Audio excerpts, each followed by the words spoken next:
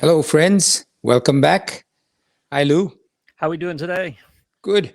Excited about our second program on this series of ancient stories, which we're going to be talking about Scandinavia. And you'll never believe this. Once upon a time, people moved from India to Scandinavia. So, before I get to that, let me tell you that when I visited Scandinavia, it was one of the most beautiful places on earth that you could see. Have you ever been, Lou? I've never been to Scandinavia, no, but I'd love to go. The place, both Scandinavia, friends, consists of Sweden, Norway, and Denmark for most practical purposes. I don't know why Finland is not part of it, but Scandinavia, those are the three countries. It is absolutely gorgeous. Sweden, for instance, has thousands of coastal islands and lakes, inland lakes, and Norway has the same deep fjords. All of these places, deep fjords. There's high mountains, and between them, the water is absolutely crystal clear and blue, and very, very nice and deep, very deep. This is part of the Arctic Ocean as it goes up. Perfect place for a navy to hide its ships. Sweden, the old and original name was Sverige, Swerge. If you go on the internet and you look up Sweden's original name, and I think they still call it Sverige on its official website. The British name for Sweden, anglicized, was Sweden. The same with Norway. The original name, and you see this if you go to the ships, if you go to any docks or ports where large Norwegian ships come in with the thing, they see Norge written on it, Norge. Now, these are Sanskrit words, as is Skanda and Navia. So you think to yourself, what are these sweet Sanskrit names doing, naming Scandinavian countries? Swarga means heaven, and Norge means hell in Sanskrit. And Skand was the name of the warrior god in India, and Navia is a Sanskrit word for navy. And this war of God, Kartikeya, he was a naval god. So his war was always by the navy. So Skanda was actually Ganesh's younger brother. Now, you see behind me a statue of Ganesh. Because it was Diwali, we have Ganesh up there. And so Ganesh, most of you have gone to any Hindu's homes or any Indian restaurant, you will see a statue of an elephant god with an elephant head and a human body. That is Ganesh. Ganesh is the son of Shiva, Lord Shiva, and goddess Parvati. Shiva and Parvati have the son Ganesh, and his brother is Kartikeya. Kartikeya is the lord of war. So when they were young, Kartikeya said to Ganesh, he says, I will race you around the world. Ganesh said, you're on. And Kartikeya ran out, Skand ran out and got his ships and sailed off westward.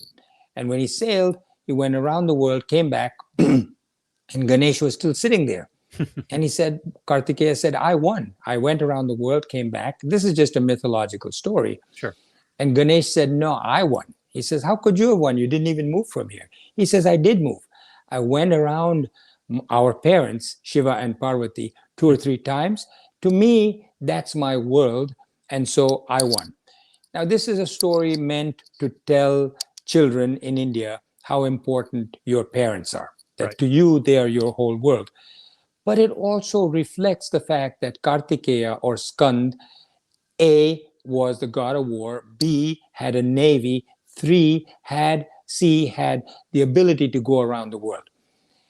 And you will see as I come to it that there was a clan, a tribe known as the Daitya tribe. And the Daityas actually settled down in Germany, Denmark, around there. And Kartikeya went and put his ships in the Scandinavian fjords, essentially to act as protection for the Daitya clan, for the Daityas or the Deutsch. Hmm.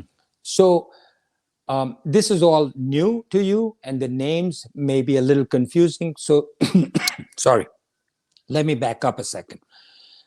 There are books, by the way, if you want to read on this. There's Edward Pocock, Pocke. Edward Pocock has written a book called India in Greece, and Colonel Todd has written many books. Those describe everything I'm saying to you right now, but another big description is written by a person called Count Bjornstjerne, Bjornstjerne, Bjornstjerne, from Sweden. Count Bjornstjerne writes in his book called Theogony of the Hindus. You can look up the word theogony. It means background and cultural history of the Hindus.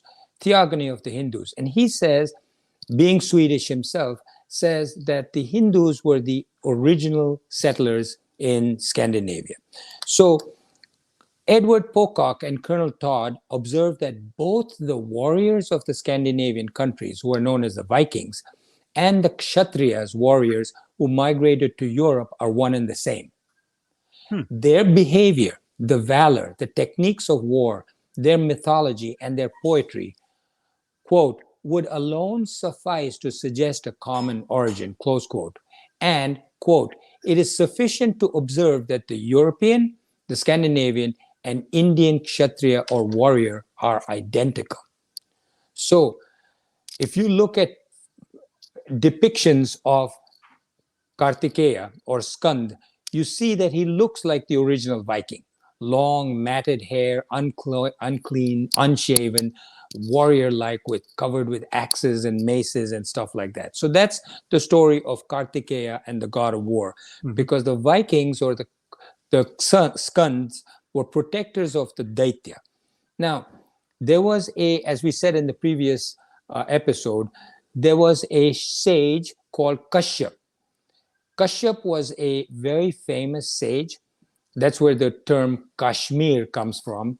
Kash comes from the sage Kashyap, and Mir means lake. The lake of Kashyap is called Kashmir. I see. His wife is Danu. Now, Danu, if you look on Geoffrey Gordon's books on Ireland called The Celts, Danu is the one that is most prominent. Now, each one of these sages established a different base in different places. So Danu, the wife of Kashyap, was the goddess or the sage that the Irish people prayed to. The river Danube is named after Danu, the wife of Kashyap. And together, Kashyap and Danu had a tribe called the Daityas. Daityas were also known as the Danavas.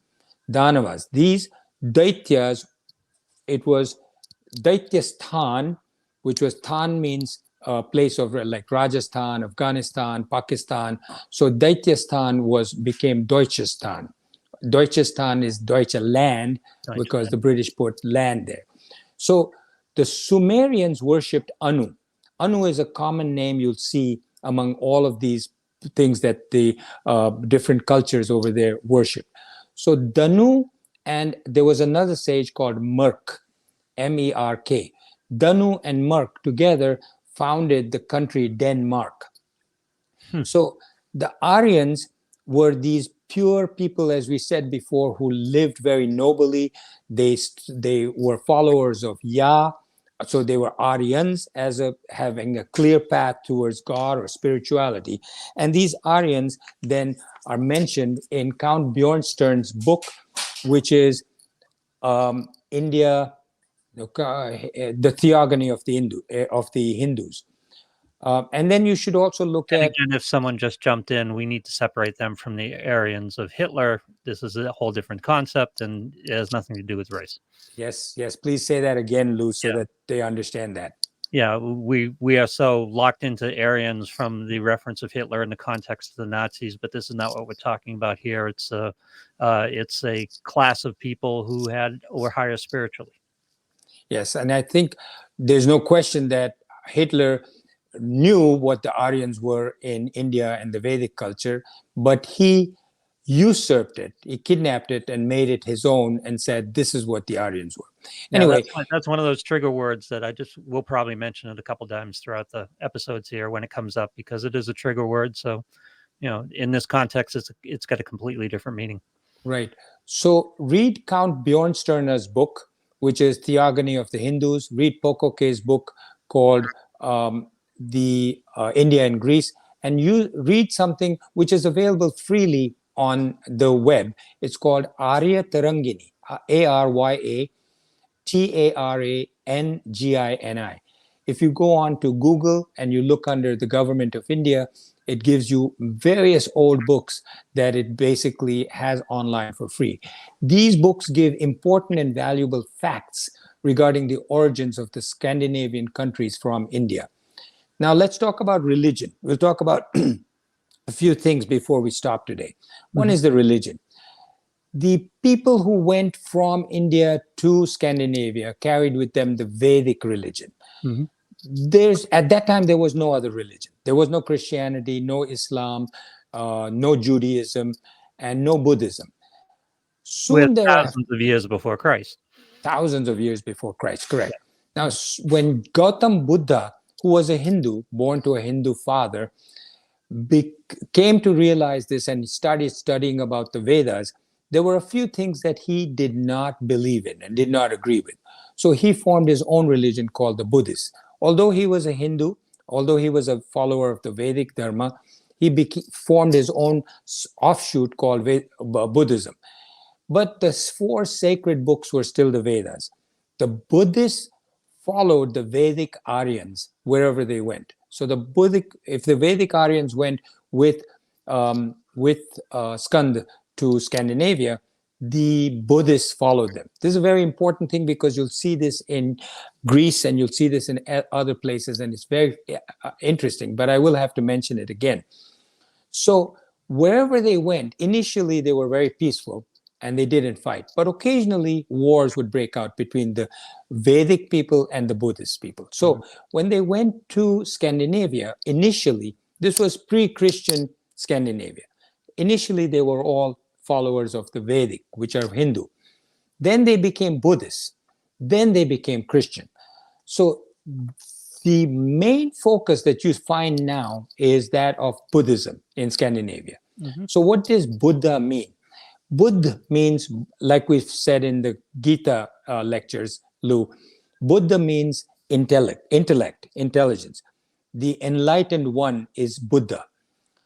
Buddha in India were referred to with fondness, perhaps, as Buddhan, with an A-N at the end, Buddhan. When Buddhan came to Scandinavia and Germany, the B was transformed to a W. So it became Woden. Instead of Buddhan, it became Woden. Woden then became Odin. And Odin is the one that was worshipped. Either Woden or Odin is what's worshipped in Scandinavia and Germany. So in India, Wednesday is the day of Buddha.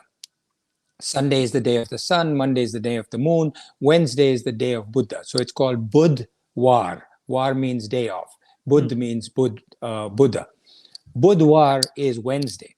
So in Scandinavia, since it was Buddha's day, they called it Woden's Day, which became Wednesday. We've talked about this before, haven't we, Lou? We have talked about this, yes. Yes. So the Vedic followers used the sun to worship to. Buddhists actually did whatever Vedic people did, they wanted to do something different. So the Buddhist people followed the moon.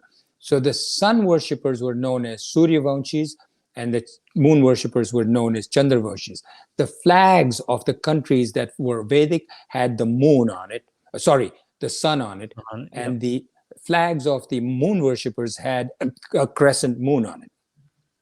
So the four Vedas, when it went to Scandinavia, reflected itself as the two holy books of the Scandinavians, which were known as the Eddas. The Eddas. Elephants were very prominent in Indian subculture. As you know, with Ganesh with the elephant head, Yeah. So in early Scandinavian history, you will see a lot of elephants, Hmm. even though there were never elephants and Right. still are no elephants in Scandinavia, except maybe in a circus or a zoo. Um, there were no elephants, yet the culture was prominently showing elephants in it. So this was another carryover from the Vedas. Now, in Copenhagen, in Denmark, when I had gone there with my wife to visit, I went specifically to the museum to look for the Gundestrup cauldron. This is a huge cauldron. Sorry.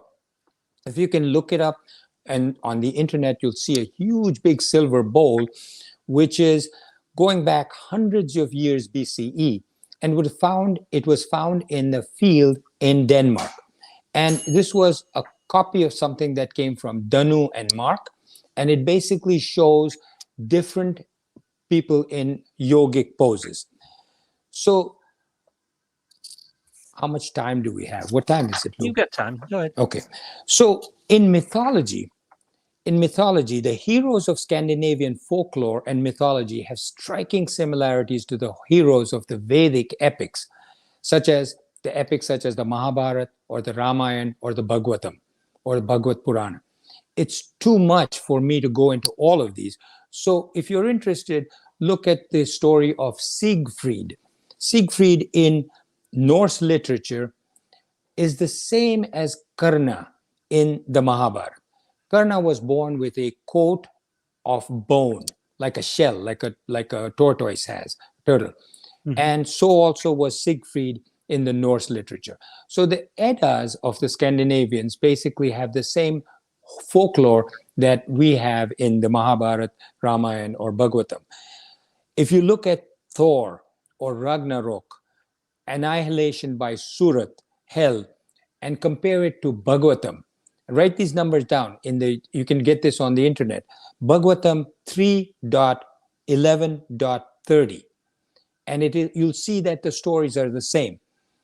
In the Bhagavatam, it says, flames from the mouth of Lord Sankarshana is what destroyed him. If you type this into Google search as Bhagavatam 3.11.30, you'll see it also in the Rig Veda in 5.67.2, and the same exact stories are repeated in Scandinavia.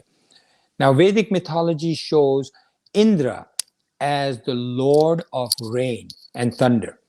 If you see Indra, he carries thunderbolts in his arm and he shoots them down when he wants to and makes it rain. He himself drinks a large, copious amount of soma. Soma is the alcohol that gods drank at that time. He drank copious, and he happens to be the king of the gods among all the Vedic gods. If you look at, what's his name, the Norse god Donar, also known as Thor, is not surprisingly the thunder god of Scandinavia and is also wont to drink excessively. Drinks So a lot this of is, beer. Yeah. yeah, Lot of well, ale. whatever it was that they Yes. drank at the time. So the last thing that I will mention And is you the mentioned names. Wednesday and Woden Day, and Odin is Thor's father. And Oh, is that right? I didn't know that. yeah, Odin is the king and Thor's father in that Okay. mythology. So Buddha, according to the Buddhists, Buddha is the father of everybody that comes afterwards.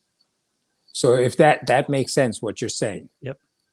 So the names in Scandinavia are typically ending in sen. Peterson, Amundsen, Sorensen, etc. In India, you have Ugrasen. Ugrasen, it's called sen, Sen. Ugrasen, Bhadrasen, or just Sen. These are not atypical names in India. If you look at the Vedic and Puranic legends, they're the same in these Scandinavian countries and also German countries. Then there's a story called Hildebrand Lied or Hildebrand Lied, which is the oldest in Norse mythology, and it's from a ditto copy from Ramayana.